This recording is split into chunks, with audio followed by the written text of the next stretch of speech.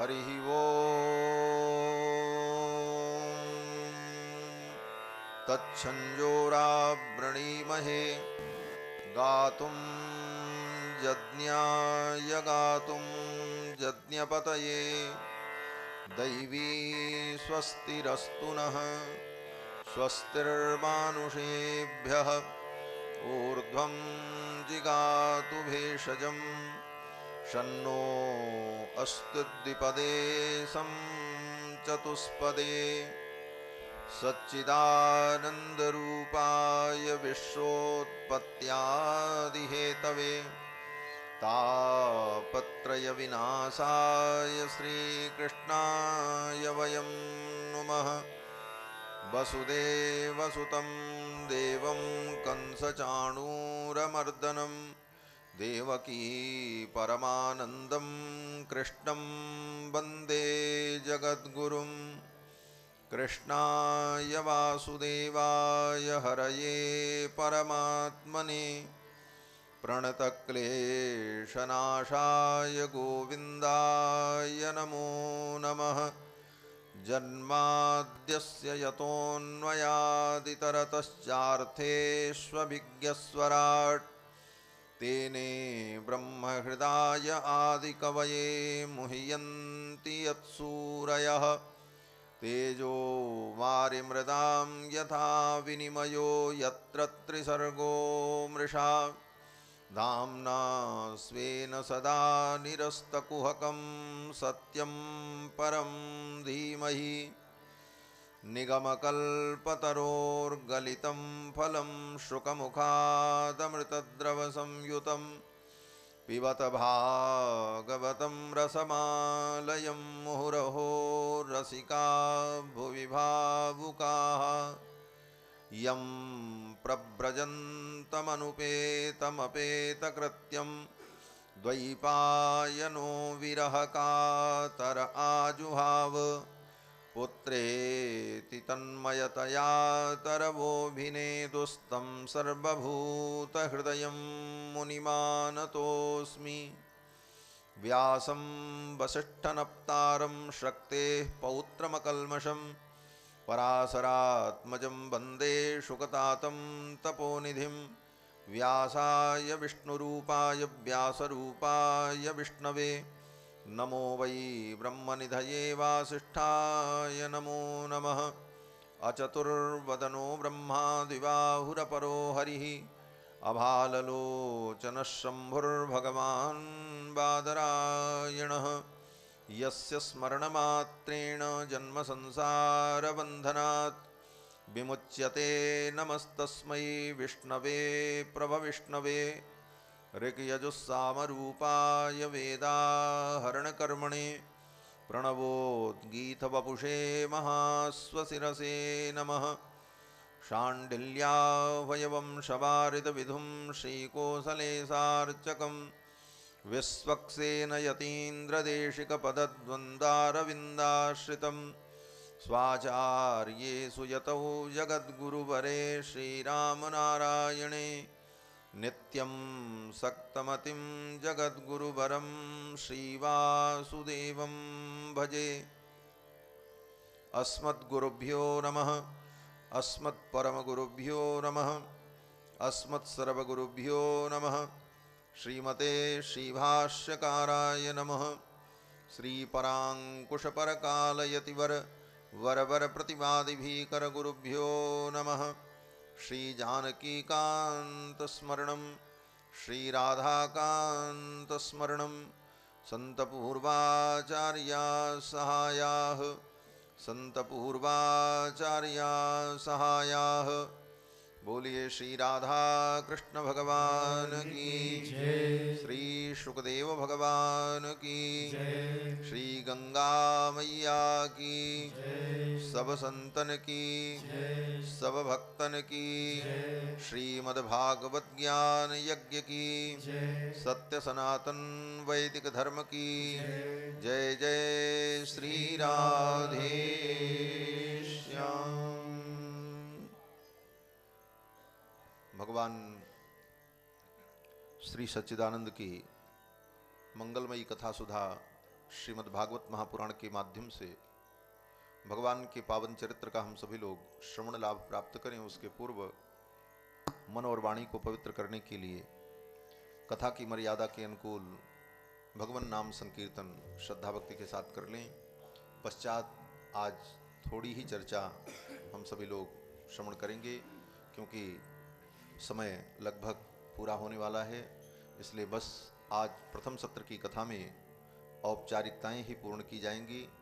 तो 2 बार भगवान नाम संकीर्तन कर लें, फिर आगे की चर्चा करते हैं। भज राधे राधे गोविंद गोविंद राधे, भज राधे राधे गोविंद गोविंद राधे भज राधे राधे गोविंद गोविंद राधे, भज राधे राधे गोविंद गोविंद राधे भज राधे राधे गोविंद गोविंद राधे, भज राधे राधे गोविंद गोविंद राधे गोविंद राधे गोपाल राधे गोविंद राधे गोपाल राधे गोविंद राधे गोपाल राधे गोविंद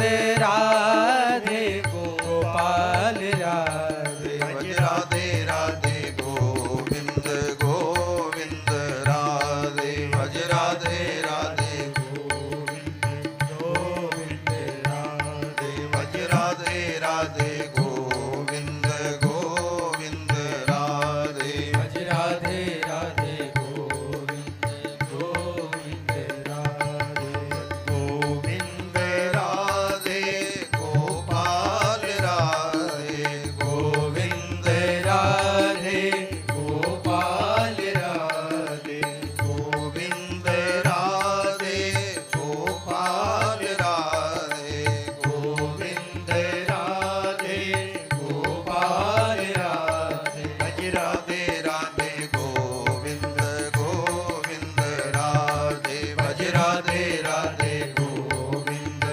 गोविंद राधे भज राधे राधे गोविंद गोविंद राधे, भज राधे राधे गोविंद गोविंद राधे गोविंद राधे गोपाल राधे गोविंद राधे गोपाल राधे गोविंद राधे गोपाल राधे गोविंद राधे गोपाल राधे भज राधे राधे गोविंद गोविंद राधे, भज राधे राधे गोविंद गोविंद राधे भज राधे राधे गोविंद गोविंद राधे, भज राधे राधे गोविंद गोविंद राधे भज राधे राधे गोविंद गोविंद राधे भज राधे राधे गोविंद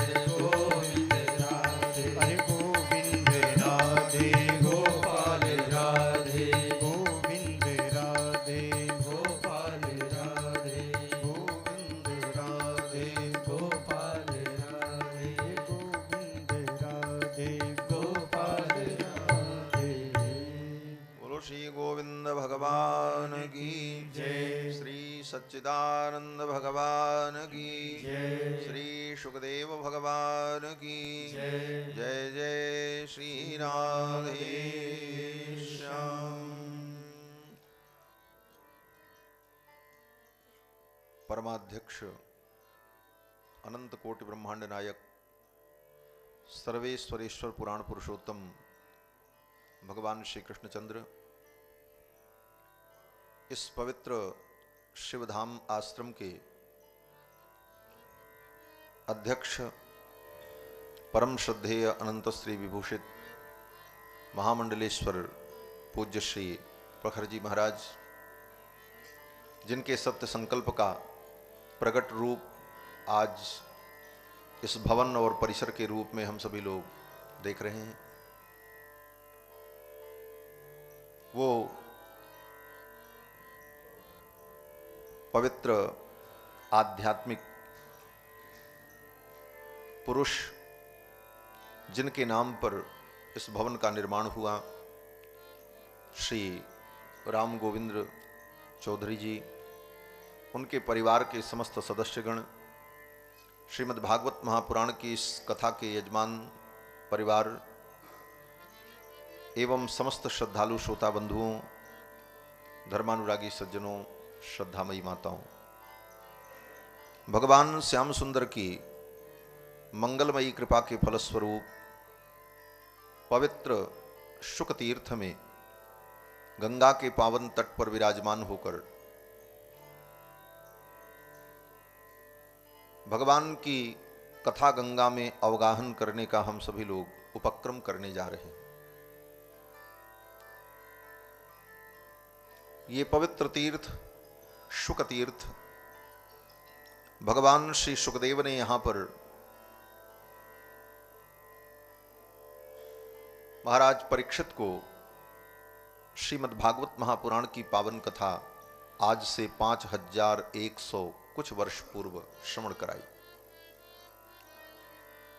ये कथा भी भगवान ही है।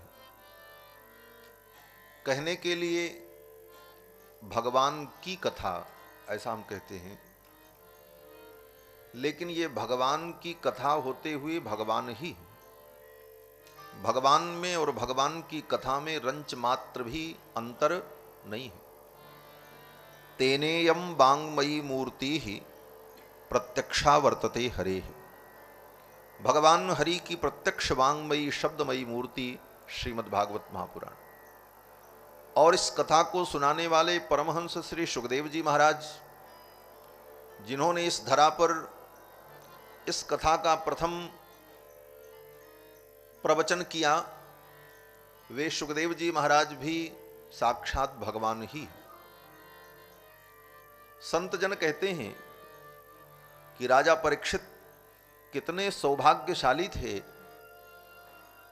कि उनका जब जन्म हुआ उस समय भी भगवान ने कृपा करके उन्हें दर्शन दिया। जन्म के पूर्व गर्भ में प्रविष्ट होकर, उत्तरा के गर्भ में प्रविष्ट होकर भगवान श्री कृष्ण अश्वत्थामा के ब्रह्मास्त्र से महाराज परीक्षित की रक्षा करते हैं। गर्भ में ही महाराज परीक्षित ने भगवान का दर्शन प्राप्त किया। और जब जीवन लीला समाप्त होने को आई तो भगवान ने फिर कृपा की और सुखदेव जी के रूप में आकर के उनको दर्शन दिया। महाराज परीक्षित धन्य हैं जिनको जीवन के उन दोनों दिनों का दिव्यतम लाभ प्राप्त हुआ। मनुष्य के जीवन के 2 दिन बड़े महत्वपूर्ण होते हैं, एक जन्म का दिन, एक मृत्यु का दिन। जन्म का दिन और मृत्यु का दिन, इन्हीं 2 दिनों में संपूर्ण जीवन गुम्फित है। इसीलिए कहते हैं जीवन 2 दिन का। 2 दिन का मतलब एक जन्म का दिन, एक अंतिम दिन। और ये दोनों दिन दिव्य बन जाएं तो हमारा जीवन दिव्य, मानव जीवन दिव्य। ये दोनों दिन दिव्य कैसे बने? तो कहते हैं जन्म के समय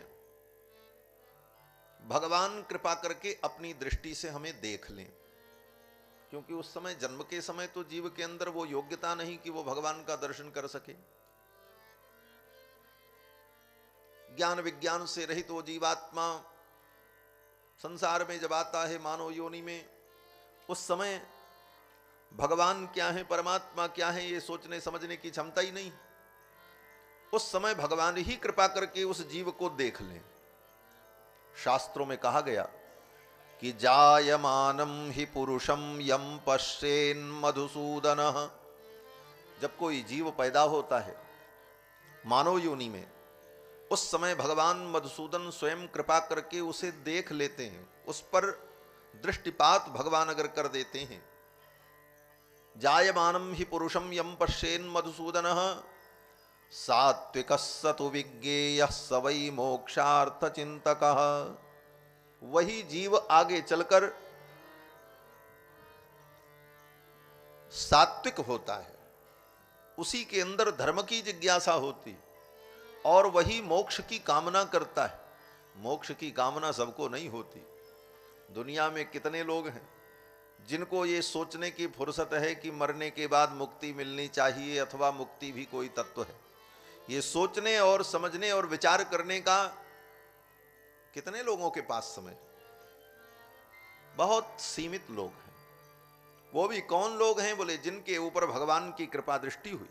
जन्म लेते ही जिस जीव को परमात्मा ने अपनी कृपा दृष्टि से देखा, उसी जीव के अंदर ये भावना उत्पन्न होती है कि हम अपना कल्याण करें, हमारी परम गति हो, हमें मोक्ष मिले, हम भागवत सुने, हम तीर्थ में जाएं। ये पवित्र संकल्प उसी प्राणी के अंदर उदय होता है। जायमानम ही पुरुषम यम पश्येन मधुसूदन सात्विक सत्विज्ञेय स वै मोक्षार्थ चिंतक। तो जन्म के समय भगवान कृपा दृष्टि से देख लें, और जब मृत्यु का समय आवे तो जीवन में तब तक हम इतनी साधना कर लें, इतना भजन कर लें कि मृत्यु के समय हम भगवान का दर्शन करके, भगवान का नामोच्चारण करके अपनी जीवन लीला को समाप्त करें। जीवन के अंतिम क्षणों में भगवान की अनुभूति हो, भगवान का दर्शन हो। जन्म जन्म मुनि जतन कराही, अंतराम कही आवत नहीं। लेकिन धन्य है महाराज परीक्षित, जिनके ऊपर कृपा करके भगवान स्वयं सुखदेव जी के रूप में दर्शन देने के लिए आए, और एक दिन तक नहीं 7 दिनों तक दर्शन देते हुए, मंगलमयी कथा सुनाते हुए राजा परीक्षित के अंतिम क्षणों तक रहकर उनके जीवन को दिव्यतम बना करके परम गति प्रदान किया। ऐसी ये पावन भूमि शुकतीर्थ। महाराज सुखदेव जी भी साक्षात भगवत स्वरूप है। श्रीमद् भागवत महापुराण में कहते हैं कि श्री सुखदेव जी महाराज जब आए तो वेद व्यास जी उनको भगवान कहते हैं।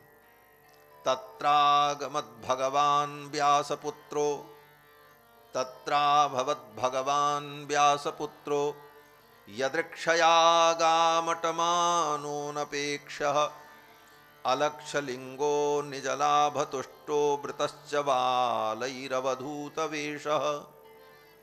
अवधूत वेश धारण किए हुए तत्राभवत भगवान व्यासपुत्रो, भगवान ही व्यासपुत्र सुखदेव के रूप में राजा परीक्षित को कथा सुनाने के लिए।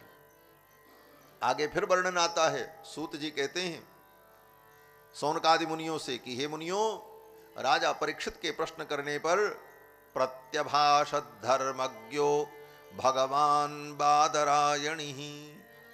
राजा परीक्षित के प्रश्न करने पर प्रत्यभाषत धर्मज्ञो, धर्म को जानने वाले, तत्व को जानने वाले बादरायण के पुत्र, वेदव्यास जी के पुत्र बादरायणी कौन? बोले भगवान सुखदेव बोलने लगे, सुनाने लगे। प्रत्यभाषत धर्मज्ञो भगवान बादरायणी। तो धन्य है महाराज परीक्षित, जिनके ऊपर कृपा करके भगवान स्वयं सुखदेव के रूप में आकर के ये दिव्य ज्ञान प्रदान करते हैं। और ये पावन भूमि, इस भूमि में बैठ करके हम आप भी इस कथा को सुनने और सुनाने का उपक्रम कर रहे हैं, ये हमारा परम सौभाग्य है। गंगा का पावन तट और ये पवित्र कथा, स्थान, वस्तु, समय, इन सब का दिव्य संयोग बने तो की जाने वाली क्रिया, कार्य दिव्य और अद्भुत हो जाता है। कथा तो सब जगह होती है, और कलयुग में तो वेद व्यास जी कह रहे हैं, दिव्या भागवती वार्ता गेहे गेहे जने जने। ये कथा तो जन जन में, घर घर में, गांव गांव में हो रही है, कहां नहीं हो रही। ये तो अच्छी बात है, होना ही चाहिए सब जगह। लेकिन यहां पर वेद व्यास जी ने जो पंक्ति कही, ये इसकी प्रशंसा में नहीं कही, इसके दुरुपयोग में कही। इसका दुरुपयोग होने लगा। भागवत की कथा बड़ी दिव्य है, अद्भुत है, कल्याणकारिणी है। इसके श्रवण मात्र से जीव को मुक्ति की प्राप्ति होती। कभी कभी लोगों को विश्वास नहीं होता कि केवल सुनने से कैसे मुक्ति हो जाएगी। बोले मुक्ति के अनेक साधन पुराणों में बताए गए। 13-14 प्रकार के मुक्ति के साधन हैं पुराणों में, शास्त्रों में। स्थान के संबंध से मुक्ति, जल के संबंध से मुक्ति, वस्तु के संबंध से मुक्ति, शब्द संबंध से मुक्ति, श्रवण संबंध से मुक्ति, व्यक्ति संबंध से मुक्ति, कर्म संबंध से मुक्ति, ज्ञान संबंध से मुक्ति, भक्ति संबंध से मुक्ति, भक्त संबंध से मुक्ति और भगवान की कृपा अथवा किसी दिव्य महापुरुष के संकल्प मात्र से मुक्ति, तुलसी दल से मुक्ति, भगवान नाम से मुक्ति, ये सब मुक्ति के साधन है। मुक्ति प्राप्त करने के एक साधन नहीं, अनेकों। स्थान संबंध से मुक्ति, काशी, अयोध्या, मथुरा, हरिद्वार, इन पवित्र तीर्थों में चला जाए तो वहां की भूमि का महत्व है, वहां कोई भी मर जाए वो मुक्ति उसको मिल जाएगी। अयोध्या, मथुरा, माया, काशी, कांची, ह्यवंतिका, सप्तैता मोक्षदायिका, ये मोक्ष देने वाली पुरियां। तो इन मोक्षदायिनी पुरियों में जो मुक्ति है वो स्थान संबंध से। कहीं भी कोई व्यक्ति मर जाए और उसके मुख से राम नाम का उच्चारण हो मरते समय, बोले राम नाम से उसकी मुक्ति हो गई, शब्द मुक्ति। कहीं भी कोई व्यक्ति मरे, तीर्थ में न मरे, अपने घर में ही मरे, राम नाम भी न ले, लेकिन उसके मुख में मरते समय अगर गंगा जल पड़ जाए तो गंगा के संबंध से मुक्ति, तुलसी पड़ जाए तो तुलसी के संबंध से मुक्ति। कोई भगवान के दिव्य महापुरुष संकल्प कर लें कि इसको मुक्ति मिल जाए तो भगवान के दिव्य भक्त परम भागवत संतों के संकल्प से भी जीव को मुक्ति की प्राप्ति हो जाए। शब्द संबंध से मुक्ति, श्रवण संबंध से मुक्ति, इस तरह से मुक्ति के अनेक साधन हैं, मोक्ष के अनेक साधन बताए गए। बंधुओं, ये तीर्थ इतना पवित्र जो मुक्ति प्रदान करने वाला, और यहां तो मुक्ति प्रदान करने वाली गंगा जी ही प्रवाहित है। यहां तो गंगा के दर्शन से ही मुक्ति। गंगा की महिमा में कहा गया, गंगे तव दर्शनात् मुक्ति ही, गंगा के तो दर्शन से मुक्ति। और स्नान कर लिया, बोले फिर क्या बात है, और गंगा जल पी लिया, बोले फिर तो और दिव्य बात है। और उसके साथ साथ गंगा में स्नान करके, गंगा का दर्शन करके, गंगा जल पी करके, गंगा की कितनी महिमा है। धर्म सम्राट पूज्य स्वामी श्री कृपात्री जी महाराज गंगा की महिमा का जब वर्णन करते तो कहते, महाराज गंगा के तट पर कोई जीव जाए और गंगा का दर्शन करके स्नान कर ले तो इतने मात्र से वो ब्रह्मा, विष्णु और महेश के समान हो जाता है। इतनी बड़ी महिमा। बोले ब्रह्मा, विष्णु, महेश, बोले ब्रह्मत्व, विष्णुत्व और शिवत्व तीनों उसे प्राप्त हो जाता है गंगा स्नान करने से। बोले कैसे? तो बड़ा सुंदर भाव था पूज्य धर्म सम्राट जी का कि गंगा के तट पर कोई स्नान करने जाएगा तो पहले गंगा के तट पर वो खड़ा होगा, गंगा जी का दर्शन करेगा। बोले हाँ। बोले गंगा के तट पर वो खड़ा हुआ तो गंगा कहाँ बह रही है? बोले गंगा उसके चरणों के पास बह रही है, और भगवान विष्णु के चरणों से गंगा प्रवाहित होती हैं। गंगा के तट पर पहुंचते ही वो विष्णु का स्वरूप हो जाता है। क्यों? बोले गंगा उसके चरणों में प्रवाहित हो। और फिर जब गंगा में प्रवेश करके उसने डुबकी लगाई और डुबकी लगा करके बाहर निकला तो उसके बालों से गंगा जल टपकने लगा, वो भगवान शिव का स्वरूप हो गया। गंगा उसकी जटा में बह रही। और इसके बाद स्नान करने के बाद अपने कमंडल में गंगा जल लेकर के अपने घर के लिए जब चला, अपने आश्रम के लिए चला, तो ब्रह्मा जी का स्वरूप हो गया। क्यों? बोले ब्रह्मा के कमंडल में गंगा विराजमान रहती। इस प्रकार गंगा के तट पर जाने मात्र से, दर्शन स्नान मात्र से जीव ब्रह्मत्व, शिवत्व और विष्णुत्व जैसे स्वरूप का अनुभव कर लेता है, प्राप्ति कर लेता है। और गंगा के जल से मुक्ति, गंगा के दर्शन से मुक्ति। ऐसे गंगा के तट पर विराजमान होकर के भगवान की कथा गंगा में स्नान करना, यह अपने आप में एक अद्भुत और दिव्य संयोग है। ऐसा संयोग तो तभी मिलता है जब भगवान की कृपा होती है। जब द्रवहि दीन दयालु राघव साधु संगति पाइये, जेहि दरस परस समागमादिक पाप राशि नशाइए। जब संतों का समागम मिले ऐसे पवित्र वातावरण में, ऐसे पवित्र तीर्थ में, तो यही समझना चाहिए कि हमारे अनेक जन्मों के सुकृत पुण्य प्रकट हुए, भाग्योदय हुआ। आज तो प्रथम सत्र है और इस भवन के उद्घाटन के समारोह में संतों के उद्बोधन, आशीर्वचन को हम सभी लोगों ने श्रवण किया। आज थोड़ी सी शुरुआत करके वाणी को विराम देंगे। श्रीमद्भागवत महापुराण, इसकी एक दिव्य परंपरा है। ये ज्ञान भगवान के द्वारा चलकर हमारे आप तक इस धरा मंडल पर पहुंचा। दूसरे शब्दों में कहें तो हमारे यहां ज्ञान विज्ञान वेद शास्त्र ये सब नित्य माने गए, सब कुछ नित्य है, अनादि है, कहीं न कहीं उसका मूल है और सबके मूल भगवान है। भगवान से ही सबका प्रादुर्भाव है, भगवान से ही संपूर्ण चराचर ज्ञान विज्ञान सब कुछ प्रकट होता है। तो श्रीमद् भागवत महापुराण का भी मूल भगवान नारायण है। भगवान नारायण ने ही ये दिव्य ज्ञान ब्रह्मा जी को प्रदान किया 4 श्लोकों में, और फिर ब्रह्मा जी ने वो दिव्य ज्ञान देवर्षि नारद को दिया। देवर्षि नारद ने वो दिव्य ज्ञान वेद व्यास जी को प्रदान किया और वेद व्यास जी ने उस दिव्य ज्ञान को 18,000 श्लोकों में परिवर्धित करके निबद्ध करके सुखदेव जैसे महापुरुष को प्रदान किया। और समय आने पर इसी तीर्थ में सुखदेव जी महाराज ने राजा परीक्षित को सुनाया, और जब परीक्षित जी को सुनाया उसी समय श्री सूत जी महाराज जो पुराण के वक्ता हैं उन्होंने भी कथा श्रवण की, और सूत जी भी सुनने के बाद नैमिषारण्य में 88,000 शौनकादि मुनियों को सुनाते हैं, और फिर वे 88,000 शौनकादि मुनि अपने अपने शिष्यों को प्रशिष्यों को सुनाते हैं। इस प्रकार से श्रीमद् भागवत की ये दिव्य परंपरा सारी दुनिया में विस्तार को प्राप्त हुई। तो भागवत का मूल ज्ञान भगवान के द्वारा प्रवर्तित हुआ, इसीलिए इसका नाम भागवत है। भगवता प्रोक्तम भागवतम, ये भागवत शब्द का अर्थ है कि भगवता प्रोक्तम, जिस ज्ञान को भगवान ने प्रदान किया, भगवान के द्वारा जो प्रोक्त है, जिसके वक्ता भगवान हैं, ऐसे ज्ञान का नाम भागवत। ये भगवान के द्वारा प्रवर्तित ज्ञान, इसकी आवश्यकता, बोले ज्ञान तो अनादि और नित्य है, लेकिन प्रकट रूप इसका द्वापर युग में वेद व्यास जी के द्वारा होता है। क्यों? बोले तब इसकी आवश्यकता होती है। ज्ञान भागवत उसके पहले भी है, अनादि है। क्यों? भगवान अनादि, तो भगवान का ज्ञान भी अनादि।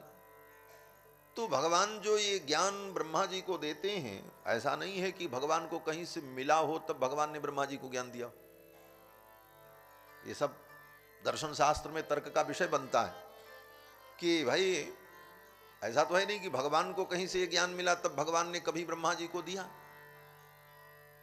भगवान के अंदर सब ज्ञान नित्य और अनादि है। तो ये भागवत का जो ज्ञान है ये भी परमात्मा में अनादिकाल से।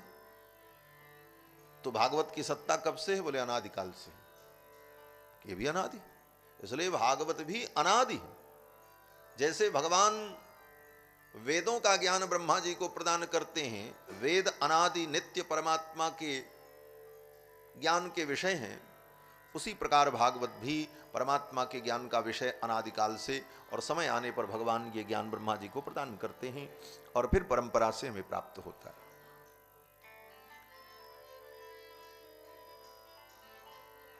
नैमिषारण्य में श्री सूत जी महाराज ने 88,000 शौनकादि मुनियों को यह कथा सुनाई। इस कथा की चर्चा सब जगह है। वेद व्यास जी कहते हैं इस कथा का बड़ा महत्व है। श्रवण मात्र से जीव को मुक्ति की प्राप्ति होती है, लेकिन जब इस कथा में लोभ व्याप्त हो गया, मैं वर्णन कर रहा था कि भागवती वार्ता गेहे गेहे जने जने, ये घर घर में जन जन में कथा गाई जाती है और सुनी जाती है, गांव गांव में देश देश में। ये बात वेद व्यास जी ने जो कही वो भागवत की प्रशंसा में नहीं, अपितु वेद व्यास जी कहते हैं कि इसकी महिमा को न समझकर, इसको धनागम का साधन समझकर गली गली में लोग इसका व्याख्यान करने लगे। उसका परिणाम बोले भागवत का भाव और इसका महत्व कम हो गया। गेहे गेहे जने जने कारिता कणलोभेन, धन के लोभ से कथा होने लगी। लोभ दोनों में आ गया, यजमान में भी और सुनाने वाले में भी। दोनों के लोभ अलग अलग हैं। ये तो भागवत कल्प वृक्ष है ना, निगम कल्प तरोर गलितम फलम। तो कल्प वृक्ष तो जैसा फल चाहो वैसा फल देता है। कल्प वृक्ष के सामने जाकर के जो फल मांगो वही फल मिल जाएगा।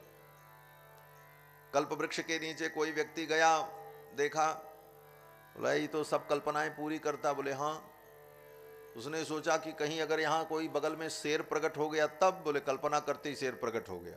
क्यों? बोले वो तो कल्प वृक्ष है, वहां जो कल्पना करोगे वही होगा। तो कल्प वृक्ष के नीचे जाकर के उसने सोचा कहीं से शेर आ गया तो, तब तक शेर आ गया। फिर उसने सोचा ये शेर कहीं मुझे खा गया तो, बोले शेर उसको खा गया, काम खत्म। तो कल्प वृक्ष का तो काम है कि भाई कल्पना को पूर्ण कर देना। उसी तरह श्रीमद् भागवत महापुराण भी कल्प वृक्ष ही है, कल्प वृक्ष का फल है। तो यहां भी जो कल्पना करें, अब जिस कल्पना से जो आ जाए उसको वही मिल जाता। पुत्र की प्राप्ति के लिए लोग भागवत की कथा सुनते हैं, उनको पुत्र की प्राप्ति होती। जो नाम कमाने के लिए भागवत कथा सुनते हैं, हमारी दुनिया में हमारा नाम हो जाए, हमने इतनी बड़ी भागवत कथा कराई, बोले उनको नाम का फल मिल जाता है। सुनाने वाला सोचता है हमको धन मिल जाए तो भागवत उसको धन दे देती। ये तो कल्प वृक्ष है। जिस भावना से जो इस वृक्ष के नीचे आया उसकी वो भावना भागवत जी पूरा कर देते। निगम कल्पतरोर गलितम फलम। तो वेद व्यास जी कहते हैं कि ऐसी भावना वाले ज्यादा आते हैं। कण लोभ, धन का लोभ और लोकैषणा का लोभ, परिणाम बोले भागवत का सार घट गया। कारिता कण लोभे न कथा सारस्ततो गतः। कथा का सार गतः, वेद व्यास जी तो कहते हैं चला ही गया। बोले चला नहीं गया है, चला जाने का मतलब तिरोहित हो गया। यही भागवत कथा सुनकर के परीक्षित को मोक्ष की प्राप्ति हो गई। इसी कथा को सुनकर गोकर्ण जी के गांव के जितने लोग थे सब वैकुंठ चले गए और सबके लिए विमान आया। धुंधकारी जैसे प्रेत को मुक्ति की प्राप्ति हो गई। ज्ञान वैराग्य भक्ति तीनों इस कथा को सुनकर के युवा होकर नाचने लगे। कथा शब्दम समाकर्ण्य तत्त्रिकम तरुणायते। कथा शब्द सुनकर के त्रिकम ज्ञान वैराग्य भक्ति तीनों नाचने लगे। और वही कथा आज भी है, लेकिन अब उतना रस नहीं निकल पा रहा। कहीं न कहीं हमारी आपकी सबकी कमियां हैं, लेकिन फिर भी हम भगवान से यही प्रार्थना करें कि हमारे अंदर वो दिव्य भाव आवे और भागवत के दिव्य भाव को हम आत्मसात कर सके भगवान की कृपा से, भगवत संबंध से। तो आज से लगभग 5100 वर्ष पूर्व नैमिषारण्य में 88,000 शौनकादि मुनि एकत्रित हुए और उन मुनियों ने सूत जी के चरणों में प्रार्थना की कि हे भगवान, आप कृपा करके हमें कथा का सार सुनाओ। नैमिषारण्य में वे 88,000 मुनि कथा सुनने के लिए आए। उसके पहले वो ब्रह्मा जी के पास गए और ब्रह्मा जी से जाकर के कहा, महाराज हम तो सत्संग करना चाहते हैं, क्योंकि कलयुग आने वाला है और कलयुग के प्रभाव से बचने का यही उपाय है कि हम अधिक से अधिक समय सत्संग में बितावें। यही मूल मंत्र है। कलयुग के प्रभाव से बचने का उपाय क्या है? बोले समय काटो। और समय कैसे काटो? बोले अधिक से अधिक सत्संग में समय लगाओ। धन्य घड़ी सोई जब सत्संगा, धन्य जन्म द्विज भगति अभंगा। जितना समय सत्संग में बीतेगा उतनी देर हम कलयुग के प्रभाव से मुक्त रहेंगे। थोड़ा समय पूजा में चला जाए, थोड़ा जप में चला जाए, थोड़ा पाठ में, थोड़ा विश्राम में, थोड़ा अपनी दैनिक दिनचर्या में, थोड़ा सत्संग में, इस प्रकार हम समय को बिताते चले जाएं। इसी को कहते हैं कालक्षेप, समय बिताना। हम कलयुग के प्रभाव से बच जाएंगे। उन महर्षियों ने कहा कि कोई ऐसा स्थान आप बताओ जहां हम सत्संग कर सकें, जहां कोई बाधा न हो। सत्संग में भी लोग बाधा उत्पन्न कर देते, बाधाएं आ जाती हैं। अब तो बहुत अच्छा है आज के युग में कि आप कहीं भी बैठ के कथा सुन लो। एक वो भी समय रहा होगा रावण का काल, कि जो पुराण की कथा सुनावे, रामायण की कथा सुनावे, उसको मार देते थे रावण के राक्षस। ते ही बहुविधि त्रासहि देश निकासहि, जो कह वेद पुराणा। जो वेद पुराण की बात करे उसको रावण के आदमी मारते थे, फांसी पे चढ़ा देते थे, मृत्यु दंड दिया जाता। आज तो इतना सौलभ्य है, इतनी छूट है, सुलभता है, कहीं भी भगवान की कोई चर्चा करे कोई बाधा नहीं। वे 88,000 मुनि बोले ब्रह्मा जी से कि हमको कोई ऐसा स्थान आप बताओ जहां हम कथा करें और कोई बाधा न हो।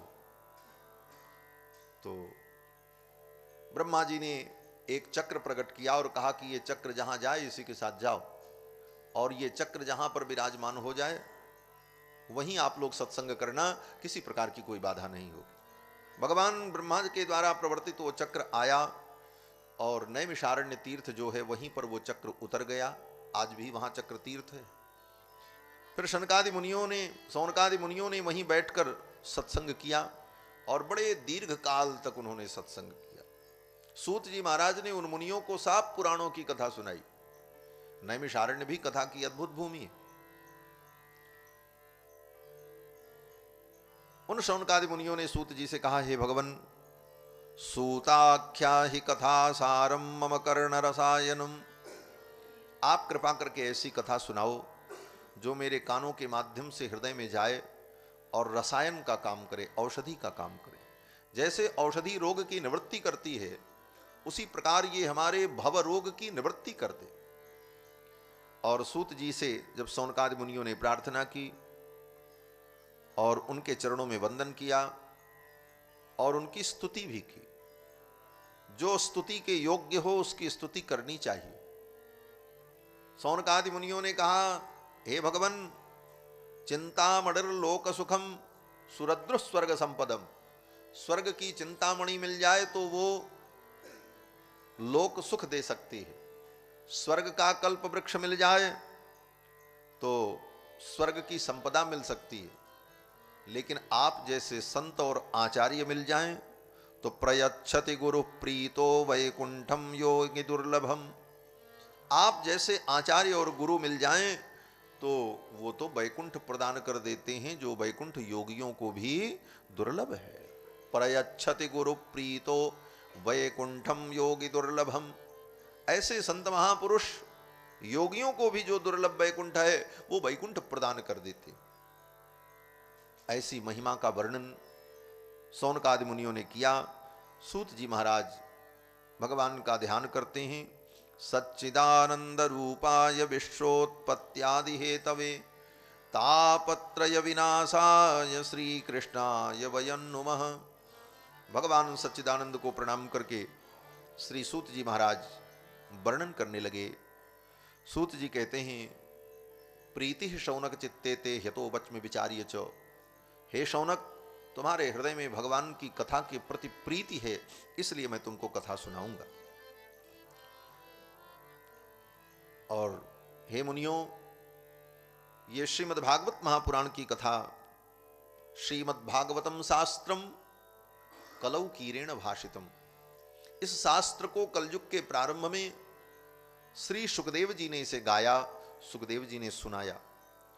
और ये कथा हमारे मन को पवित्र करने वाली है। मन को पवित्र करने का सबसे उत्तम साधन भगवान की कथा है। तन को पवित्र करने वाले बहुत सारे साधन हैं। गंगा स्नान कर लो, तीर्थ स्नान कर लो, 10 विधि स्नान जो वेद शास्त्र में विहित है वो कर लो, पंचामृत पंचगव्य से स्नान कर लो, पंचगव्य पी लो, भीतर के हड्डी के अंदर के पाप खत्म हो जाएं और हम पवित्र हो जाएं। लेकिन मन कैसे पवित्र हो? क्यों? बोले मन न दिखता है, न उसका कोई आकार है, न उसमें कोई वेट है, न उसका कोई रूप है। उसको कहां न हवा में, किस गंगा में ले जाए उसको पकड़ के। मन की शुद्धि कैसे हो? तन की शुद्धि के सारे साधन है। मन की शुद्धि का क्या उपाय है? मन शुद्धि कैसे हो? और जब तक मन की शुद्धि न हो तब तक निष्कृति नहीं हो सकती। श्रीमद् वाल्मीकि रामायण के महात्म्य में कहते हैं कि मन शुद्धि विहीना नाम निष्कृतिश्च कथम भवेत। मन की शुद्धि अगर नहीं हुई तो निष्कृति नहीं हो सकती। निष्कृति माने मोक्ष, कल्याण, परम पद। ये कहां मिलेगा? क्योंकि मन की शुद्धि बहुत अपेक्षित है। क्योंकि सारा जगत मन का ही विकार है। सारे इंद्रियों से होने वाले व्यापार के मूल में कारण मन है।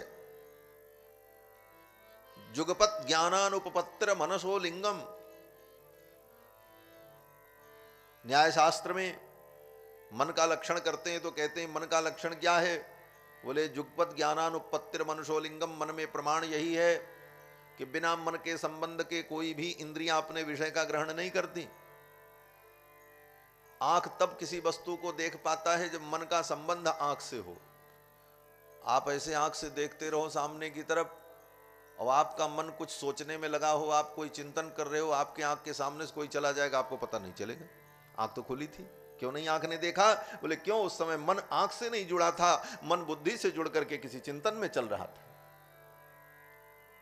आपके बगल में कोई बोल रहा हो लेकिन आप किसी लिखने पढ़ने के कार्य में लगे हो अथवा दूसरे कार्य में लगे हो, आपका मन उस कार्य में लगा है, तो आपके बगल में किसने क्या बोला आपके कान ने नहीं सुना। कान तब भी था, क्यों नहीं सुना? क्योंकि मन का संबंध उस समय कान से नहीं था। जुगपत ज्ञानानुपत्तिर मनसोलिंगम, मन की उपस्थिति में यही प्रमाण है कि जब तक मन उसके साथ न हो तब तक कोई इंद्रियां विषय को ग्रहण नहीं करती। किसी भी इंद्रिय से हमको कोई ज्ञान नहीं होता। तो मन सबका मूल है। ये सब कुछ दुनिया का प्रपंच जितना भी दिख रहा है सब मन का ही परिणाम। इतना बड़ा भवन बन गया क्यों? बोले मन से बना। पहले मन में संकल्प आया कि ऐसा बनावें, तब न बना। मन में संकल्प ना आता तो कैसे बनता? आप लोग यहां बैठे हो, मन में संकल्प हुआ कि चलें शुकताल में और वहां कथा सुने शुक तीर्थ में, तब यहां पहुंचे, नहीं तो कैसे पहुंचते? तो दुनिया के समस्त क्रियाओं के मूल में मन का संकल्प, मन का योगदान बहुत बड़ा है। दूसरे शब्दों में कहा जाए तो मन का ही परिणाम ये जगत है। जो कुछ दिखता है सब मन का ही परिणाम है, लेकिन वो मन नहीं दिखता, न उसका कोई रूप है न रंग है, केवल भावनात्मक वो मन है। ज्ञानात्मक है, वो ज्ञान की ही एक दशा है। अब उस मन को कैसे शुद्ध करें जिसका परिणाम सब कुछ है? वो मन शुद्ध हो जाए तो सब शुद्ध हो जाए। क्यों? बोले मन शुद्ध होगा तो मन के परिणाम भी शुद्ध पवित्र सब कुछ हो जाए। तो मन की शुद्धि का क्या उपाय? तो कहते हैं मन की शुद्धि का एकमात्र उपाय भगवान की कथा है। सूत जी कहते हैं कि एतस्माद् अपरम किंचिन मनःशुद्ध्यै न विद्यते। भगवान की कथा के अतिरिक्त मन को पवित्र करने वाला दूसरा कोई साधन नहीं, बाकी कोई साधन नहीं है, सबको बाइकआउट कर दिया। सूत जी कहते हैं एतस्माद् अपरम, भगवान की कथा के अतिरिक्त मन शुद्धि न विद्यते, मन की शुद्धि के लिए दूसरा कोई साधन नहीं। तो कथा सुनने का फल क्या है? बोले कथा सुनने का मूल फल मन की शुद्धि है। कथा के और भी बहुत फल हैं। कथा का फल है सुख समृद्धि की प्राप्ति, कथा का फल है पाप की निवृत्ति, कथा का फल है धन की प्राप्ति, कथा का फल है पुत्र की प्राप्ति, कथा का फल बहुत कुछ है। ये तो कथा कल्प वृक्ष है, मैंने पहले ही कहा, जो जो चाहो सो मिले। लेकिन प्रधान फल इसका क्या है? कथा क्यों सुनी जाए? मुख्य रूप से इसका उद्देश्य क्या होना चाहिए? सुखदेव जी ने क्यों सुना? परीक्षित ने क्यों सुना? सुखदेव जी ने क्यों सुनाया? सूत जी ने क्यों सुना? इसका मूल उद्देश्य जो है वो मन की शुद्धि है। एतस्माद् अपरम किंचिन मनःशुद्ध्यै न विद्यते। मन शुद्ध हो हमारा, मन शुद्ध हो जाएगा सब काम बन जाएगा। मन की गड़बड़ी ही सारे गड़बड़ी का मूल है, इसलिए मन को शुद्ध करने का उपाय हम करें। इसलिए कहते हैं ना, मन चंगा तो कठौती में गंगा। लेकिन ये मन चंगा होता ही नहीं, कहने से नहीं होता। इस पंक्ति को बहुत लोग दोहराते हैं, बोले अरे मन चंगा तो कठौती में गंगा। बोले जो कहते हैं उन्हीं का मन चंगा नहीं होता। मन चंगा कब होगा? बोले जब इसको भगवान की कथा गंगा में नहलाओगे तब ये चंगा होगा। तो ये कथा हमारे मन को पवित्र करती है, ये कथा गंगा। इसीलिए श्री वेदव्यास जी महाराज कहते हैं, वासुदेव कथा प्रश्न पुरुषान त्रीणि पुनाति ही वक्तारम प्रच्छकम सोत्रस तत्पाद सलिलम यथा। ये कथा गंगा भगवान की तीन लोगों के मन को पवित्र कर देती है। किसके किसके? बोले वक्तारम बोलने वाले के मन को, पृच्छकम पूछने वाले के मन को, और श्रोतारम जो सुनने वाले हैं उनके मन को। तो हमारा मन पवित्र हो, हमारा अंतःकरण पवित्र हो, इसी उद्देश्य से भगवान की कथा श्रवण की जाती है। सूत जी महाराज ने कहा मन को पवित्र करने का यही साधन है। और इसकी कितनी महिमा है संक्षेप में आप सभी लोग सुन चुके हैं कि इसको प्राप्त करने के लिए देवता लोग अमृत कलश लेकर के यहाँ आए इसी तीर्थ में, और सुखदेव जी से कहा ये अमृत इनको पिला दो, कथामृत हमें दे दो। राजा परीक्षित ने कहा नहीं, हम तो कथामृत पिए,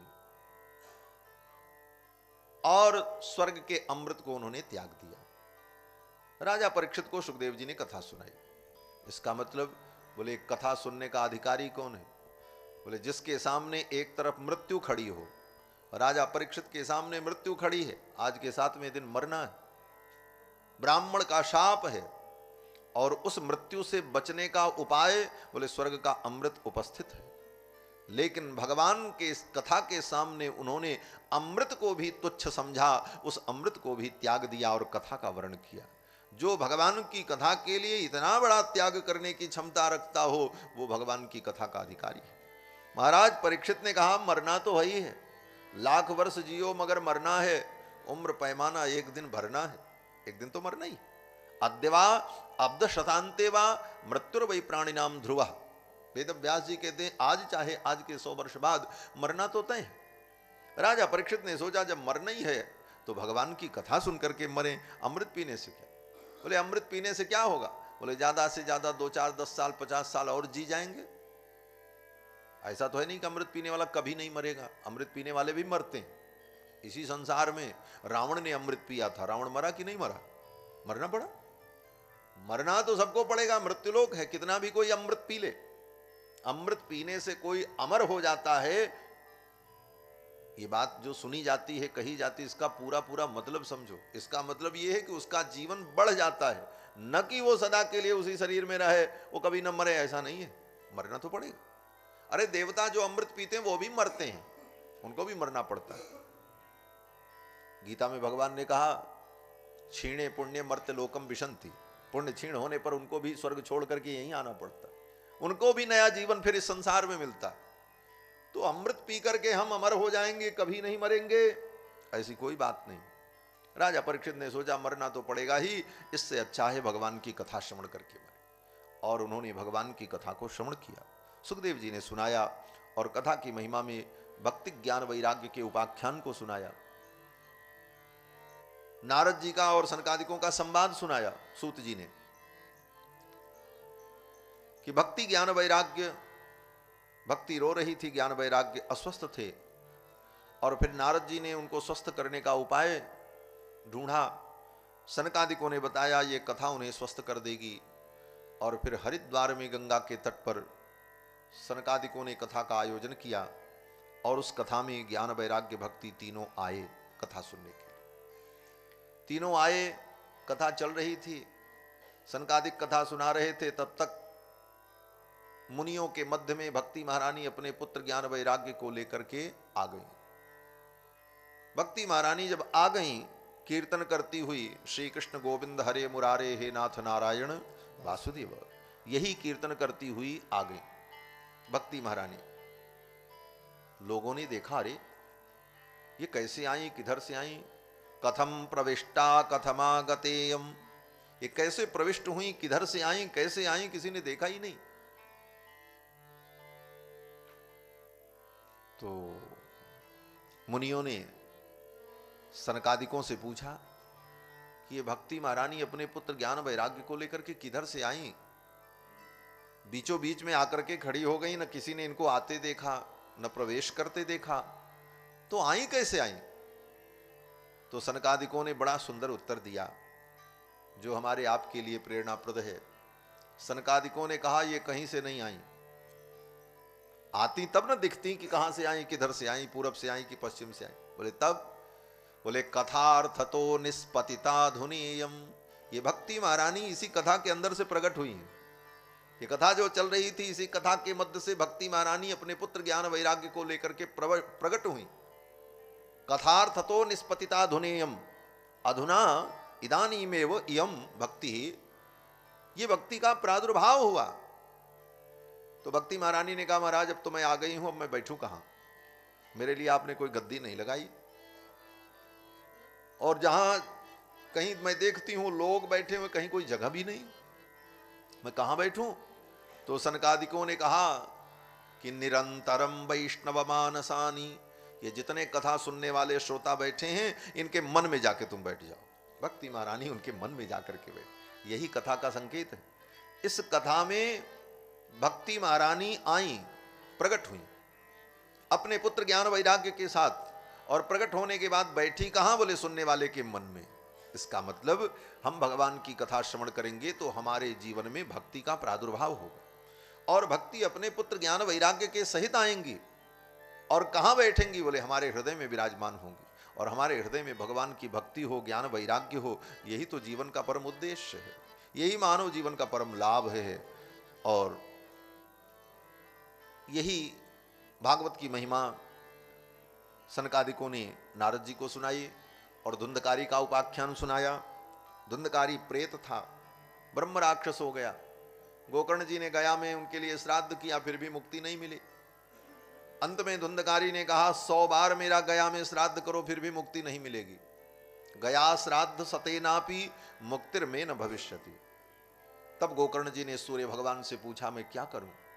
गया श्राद्ध करने पर भी जिसकी मुक्ति न हो उसके लिए क्या उपाय? तो सूर्य भगवान की किरणों से आवाज आई कि श्रीमद् भागवत का अनुष्ठान करो। और गोकर्ण जी महाराज ने श्रीमद् भागवत महापुराण का अनुष्ठान किया आषाढ़ की नवमी से पूर्णिमा तक, और 7 दिन की कथा सुनकर के धुंधकारी प्रेत योनि से मुक्त हो गया। कहाँ बैठ करके सुना? बोले बांस में बैठ करके सुना। एक बांस का खंभा था, उसी में बैठ के सुन लिया। मैं कभी कभी कहता हूं, जो अपना कल्याण करना चाहेगा वो कर लेगा, और जो नहीं चाहेगा तो कोई दुनिया कुछ भी करे उसका कल्याण नहीं है। वो अपना कल्याण चाहता था, इसलिए बांस में बैठ करके कथा सुन लिया। आज बिस्तर पे भी बैठ करके हम कथा नहीं सुन पा रहे हैं। बिस्तर और गद्दी लगा करके भी हम कथा नहीं सुन पा रहे हैं, और वो बांस में बैठ करके सुन लिया। क्यों? बोले वो अपना कल्याण चाहता था, सच्चे मन से अपना कल्याण चाहता। धुंधकारी को प्रेत योनि से मुक्ति मिल गई। और फिर सनकादिकों ने श्रीमद् भागवत के अनुष्ठान की विधि का वर्णन किया एक अध्याय में। इसको कैसे इसका अनुष्ठान किया जाए?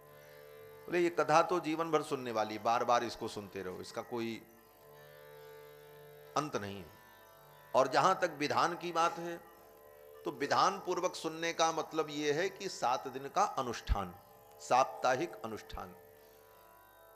बाकी तो कथा रोज सुनो, जीवन भर सुनो, ये भागवत कभी समाप्त ही न हो, जीवन भर भागवत चलती रहे, कभी खत्म ही न हो। वो तो अनुसंधान का विषय है, चिंतन का विषय है। और अनुष्ठान के रूप में करना हो तो 7 दिन का 7 दिवसीय अनुष्ठान का विधान है। अनुष्ठान की बात इसलिए की कि मनुष्य का जीवन अनित्य है।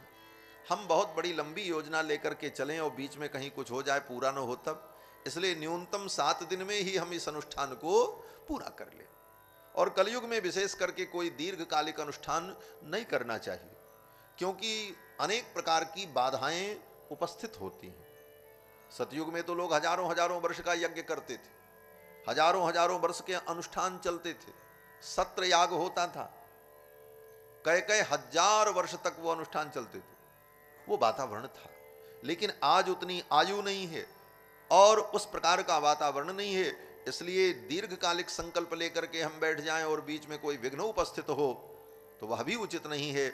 इसलिए शास्त्रकार ने, आचार्यों ने यह विधान किया कि कलिकाल में बहुत लंबा चौड़ा अनुष्ठान, बहुत दीर्घकालिक अनुष्ठान का विस्तार नहीं करना चाहिए। 7 दिन में श्रीमद् भागवत महापुराण का अनुष्ठान कैसे पूरा करें, इस विधि का वर्णन किया। सुंदर मंडप का निर्माण हो, पवित्र स्थल का चयन हो, योग्य ब्राह्मण विद्वान का चयन हो, 5 ब्राह्मणों का कम से कम वर्ण हो, वर्णम पंच विप्राणाम कथा भंग निपतये, कथा में किसी प्रकार की बाधा न हो, इसलिए 5 ब्राह्मण का वर्ण, और वे ब्राह्मण लोग जप अनुष्ठान पाठ करें। व्यास का वर्ण, व्यास कौन हो? तो श्री वेद व्यास जी कहते हैं, विरक्तो वैष्णवो विप्रो वेद शास्त्र विशुद्धकृत दृष्टांत कुशलो धीरः वक्ता कार्योति निस्पृह। भागवत का वक्ता कौन हो, इसका भी लक्षण बताया। विरक्तो, वो विरक्त हो। विरक्त का मतलब केवल अविवाहित से तात्पर्य नहीं है, विरक्त का मतलब वैराग्य संपन्न। विरक्तो वैष्णवो, वो वैष्णव हो। वैष्णव का मतलब भगवत भक्त हो, भगवान के चरणों में उसकी भक्ति हो, अनुराग हो, क्योंकि ये भक्ति शास्त्र है। भक्ति शास्त्र का वर्णन वही करेगा जिसके अंदर वो भावना होगी, और वो भावना नहीं तो हम उसका क्या वर्णन कर पाएंगे। इसलिए भागवत का वक्ता वैष्णव हो, विरक्तो वैष्णवो, विप्रो और ब्राह्मण हो। ब्राह्मण से ही, ब्राह्मण आचार्य से ही भागवत की कथा श्रवण करनी चाहिए। विरक्तो वैष्णवो विप्रो, और विशेषता उसकी क्या हो? कहते हैं वेद शास्त्र विशुद्ध कृत, जिसने वेद को, शास्त्र को, उपनिषद को, स्मृति ग्रंथों को, धर्मशास्त्र को पढ़ा हो। क्योंकि वेद की ही व्याख्या श्रीमद् भागवत है। इतिहास पुराणाभ्याम वेदम समुपबंधयेत। इतिहास पुराण के माध्यम से वेद व्यास जी ने वेद के तत्व का ही विस्तार किया है। जो वेदों में गोपनीय तत्व है वही भागवत में, रामायण में, महाभारत में, 18 पुराण में प्रकट है। तो वेद के किस विषय का वर्णन वेद व्यास जी कर रहे हैं और वो क्या है, उसका स्वरूप क्या है, तो भागवत के वक्ता को, रामायण के वक्ता को तभी पता चलेगा जब उसको वेद का भी ज्ञान हो। इसीलिए कहते हैं वेद शास्त्र विशुद्ध कृत, जिसने वेद शास्त्र को विशुद्ध रूप से पढ़ा हो। हमारे गौड़ीय संप्रदाय के आचार्यों ने तो बड़ा चिंतन किया है भागवत पर। एक मंत्र भागवत ग्रंथ ही उन्होंने लिखा है, गौड़ीय संप्रदाय के गोस्वामी पाद। मंत्र भागवत में वेद के उन मंत्रों का संग्रह किया है जिन जिन मंत्रों में भागवत की इन कथाओं का सूत्र निहित है। क्योंकि उन्हीं मंत्रों की व्याख्या ये श्रीमद् भागवत महापुराण। तो किन किन मंत्रों में कौन कौन सी कथाओं के प्रसंग के सूत्र निहित हैं, उन सारे मंत्रों को संग्रह करके एक अलग ग्रंथ ही प्रकाशित किया है जिसका नाम मंत्र भागवत है।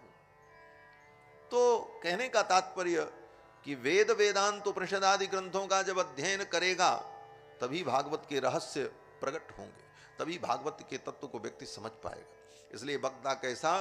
बोले दृष्टांत कुशलो धीर वक्ता कार्योति निस्पृह। ऐसे वक्ता के द्वारा भागवत की कथा श्रवण करें। 7 दिनों तक पवित्र रहकर, पवित्र आहार करते हुए, ब्रह्मचर्य व्रत का पालन करते हुए, नियमों का पालन करते हुए कथा श्रवण करना चाहिए। और तीर्थ में रह करके कथा श्रवण करे तो बहुत सावधान रहना चाहिए। कोई भी अपराध न हो हमसे, असत्य भाषण न हो, किसी की निंदा न हो, किसी की आलोचना न हो, हम किसी को दुख न दें। इस प्रकार से हम सारे अपकर्मों से, असत कर्मों से बच करके सत्कर्म में प्रवृत्त होकर के सावधानी पूर्वक तीर्थ का सेवन करें। क्योंकि अभी हमारे वक्ता ने, पूज्य महाराज श्री ने कहा था संत सम्मेलन में कि अन्य देश में किया जाए पाप तो वो पाप तीर्थ में जाने पर खत्म हो जाता है, लेकिन तीर्थ देशे कृतम पापम वज्रलेपो भविष्यति। तीर्थ में किया गया पाप जो है वो वज्रलेप हो जाता है, वो कितना भी व्यक्ति करे छूटता नहीं है। इसलिए तीर्थ में बहुत सावधान रहना चाहिए। तो हम लोग परम सौभाग्यशाली हैं कि इस पवित्र तीर्थ में बैठकर श्रीमद् भागवत महापुराण की पावन कथा का आगामी 6 दिनों में अनुभव करेंगे, चिंतन करेंगे। तो